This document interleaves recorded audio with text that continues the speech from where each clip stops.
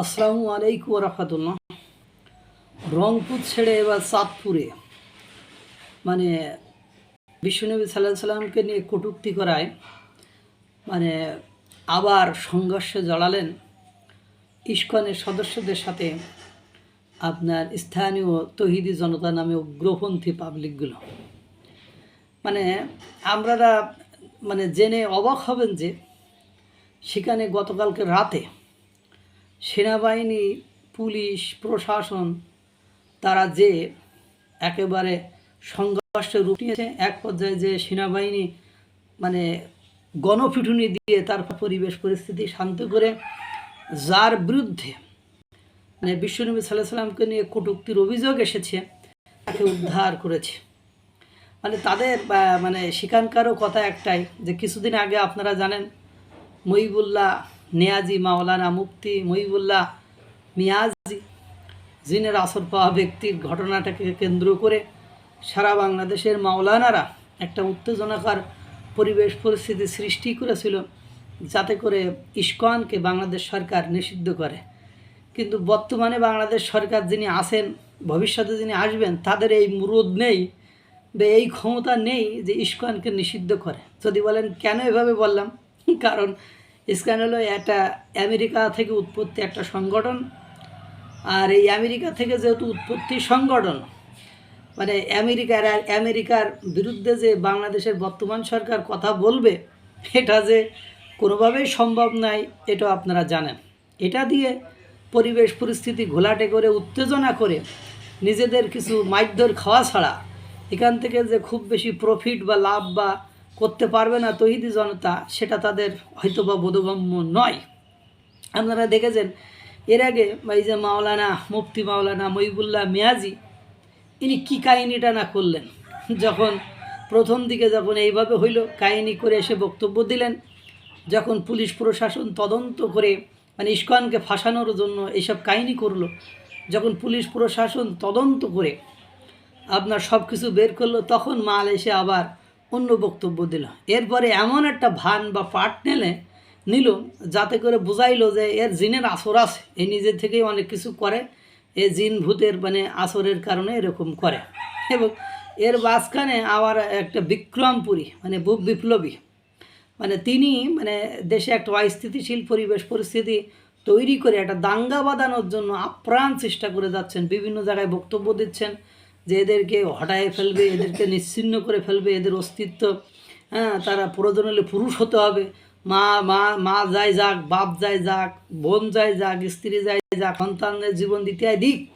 কিন্তু তারপরেও এই দেশ থেকে ইস্কনকে তারা একেবারে শেষ করে ছাড়বে বা হিন্দুত্বকে শেষ করে ছাড়বে, এরকম একটা বক্তব্য ফেসবুকে বা ফেসবুকে নয়, সামাজিক যোগাযোগ মাধ্যমে এই যে আতাউল্লাহ বিক্রমপুরী না কি যেন ওনার ফাঁস হয়েছে, সেটা দেখেছে। এখন চাঁদপুরে জয় বর্মন নামে একজন নাকি তার ফেসবুকে বিশ্বনবী সাল্লাল্লাহু আলাইহি সাল্লামকে নিয়ে কটূক্তি করেছেন। যখন পুরো বাংলাদেশে ইস্কন নিয়ে আন্দোলন হচ্ছে, পুরো বাংলাদেশের বড় বড় হেভি ওয়েটের পাবলিক যখন কোনো বক্তব্য দিতে বা কোনো পোস্ট করতে ব্যর্থ হচ্ছে, এত কিছু করার পরও কেউ যখন কোনো বক্তব্য দিচ্ছে না, তখন এই ফেসবুকে ওই স্ট্যাটাস দেবে, এত বড় সাহস চাঁদপুরের মতো একটা অনগ্রসর অঞ্চলে থেকে কিভাবে হয়, এটাও কিন্তু একটা ভাবার বিষয়। এবং আপনারা দেখবেন এই বিশ্বনবী সাল্লাল্লাহু আলাইহি সাল্লামকে নিয়ে কটূক্তি করার বিষয়টি যত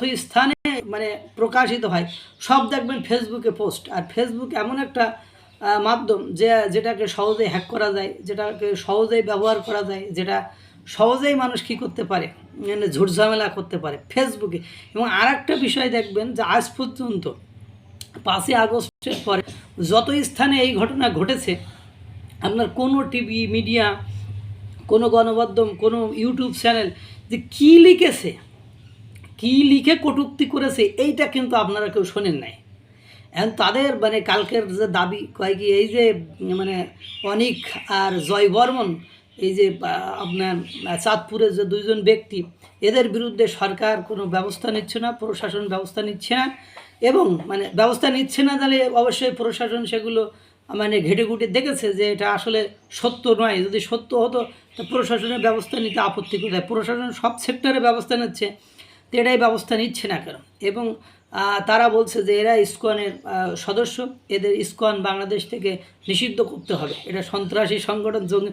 আরে ভাই, এদেরকে নিষিদ্ধ করার জন্য যে আচরণগুলো তোমরা করছো সেগুলো কি? সেগুলো তো সন্ত্রাসী কর্মকাণ্ড। কারণ তোমরা আইনকে অমান্য করে, মানে আইন হাতে তুলে নিয়ে, মানে কঠোর পন্থায়, মানে মাইর দিয়ে ভাঙচুর করে লুটপাট করে তোমরা এটা করতে চাচ্ছ।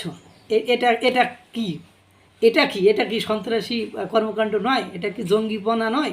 এটা কি মানে আইনের মধ্যে থেকে তোমরা মামলা করো, তোমরা থানার সামনে যে মানে প্রশাসনকে সচেতন করার ব্যবস্থা করতে পারো, তোমরা আদালতে যেতে পারো, তোমরা সেগুলো না করে যে কটূক্তি করেছে তাকে ধরে ইচ্ছা মতো পিটিয়ে হত্যা করার মতো পরিকল্পনাও করো, তাকে মারধর দাও। কেন এগুলো করো? এইভাবে আইন তুলে সে যদি সেই অপরাধী না হয়। আর ফেসবুকে কি ঘটে?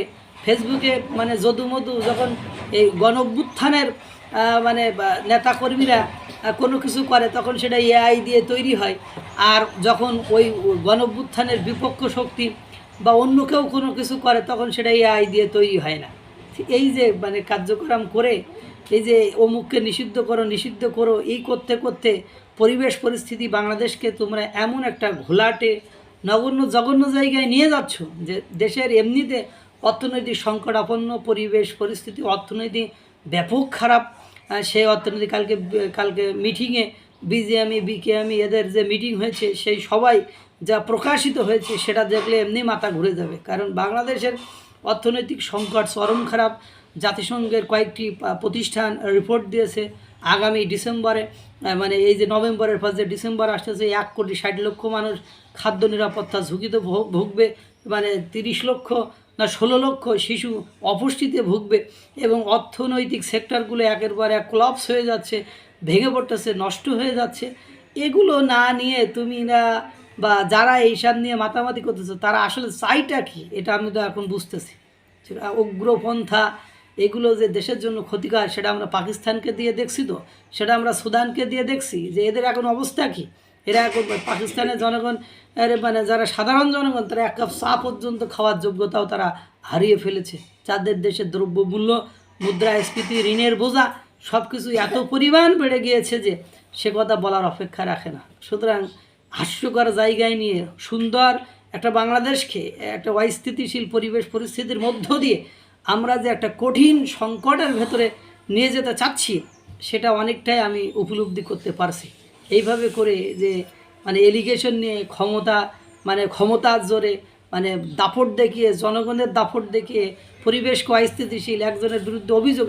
আমার সবচেয়ে অবাক লাগে আজ পর্যন্ত একটা কটূক্তি যে ফেসবুকে কি কটূক্তি হয়েছে এটা মিডিয়ায় প্রকাশিত হয়নি যে এই ধরনের কথা বলেছে এবং সেটা ফেক না রিয়েল, বাজে মানে সত্যি কি মিথ্যা। আর যাদের বিরুদ্ধে এই এলিগেশন নিয়ে আসা হয় তারা দেখবেন ওই মুসি নাপিত, তারপরে অনগ্রসর মানে ক্ষুদ্র জনগোষ্ঠী বা তাদের কোনো শক্তি নেই, মানে জুতার কাজ করে, এই সব মানে কোনো দেখেছেন সচেতন শিক্ষিত মানে নাগরিকরা এই ধরনের কাজ করছে। সুতরাং এগুলো পরিবেশ পরিস্থিতি ঘোলাটে করে একটা অস্থিতিশীল পরিবেশ পরিস্থিতি সৃষ্টি করার মাধ্যম কিনা এটাও একটু মানে খতিয়ে দেখা উচিত। কারণ দেশকে অশান্ত করার পরিকল্পনার হাতে নিয়েই মানুষ এগুলো করছে কিনা। কারণ এভাবে করে মানে আইন হাতে তুলে নেওয়া, আইনকে অমান্য করা, এবারে মামলা করুক, মামলা করার অধিকার আছে, কিন্তু এভাবে যে আক্রমণাত্মক ভঙ্গিমা নিয়ে কারো গায়ে হাত দেওয়া, তার বাড়ি লুটপাট করা, ভাঙচুর করা, এগুলো আমি কখনো সাপোর্ট করি না। এবং যথার্থতা মানে দেখাতে হবে যে হ্যাঁ এটা একটা ফেসবুকে সেখানে স্ট্যাটাস তো মানে আইডি হ্যাক করেও তো এটা করা যায়। আল্লাহ তাআলা সকলকে ভালো রাখুক, সুস্থ রাখুক। আসসালামু আলাইকুম ওয়া রাহমাতুল্লাহ।